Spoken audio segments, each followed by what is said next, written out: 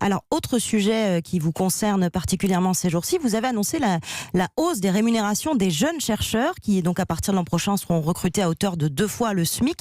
Aujourd'hui, ils gagnent beaucoup moins. C'était une nécessité pour éviter ce qu'on peut appeler la fuite des cerveaux à l'étranger ? Absolument. Dans les discussions qui ont eu lieu depuis plusieurs mois dans le cadre de la loi de programmation de la recherche, ce qui est venu vraiment en priorité dans toutes les discussions, c'était la question de la faiblesse de la rémunération au moment du recrutement. Et nous nous sommes engagés à ce que les jeunes maîtres de conférences, les jeunes chargés de recherche soient recrutés à au moins 2 SMIC. À partir de 2021, pour certains, c'était 1,3, 1,4 SMIC jusqu'à présent. J'imagine que c'était un sujet très important pour le chef de l'État, pour l'attractivité de la France, qui vous a peut-être un peu dit il faut vraiment qu'on mette l'accent là-dessus. C'est un sujet qui a été vraiment porté par l'ensemble de la communauté.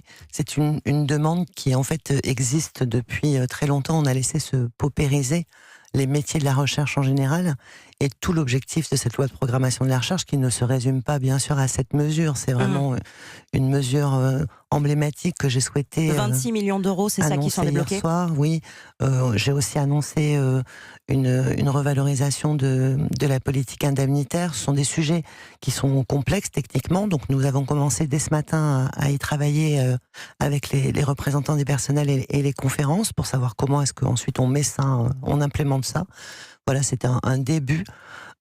Et c'est aussi pour rappeler à quel point cette loi de programmation de la recherche, c'est avant tout le souhait du gouvernement, le souhait du président de la République de réinvestir massivement dans notre recherche, parce que c'est ce qui prépare notre avenir en réalité. En réalité, c'est ça qui prépare l'avenir. Effectivement, vous le disiez, c'est un des sujets auxquels tient le chef de l'État.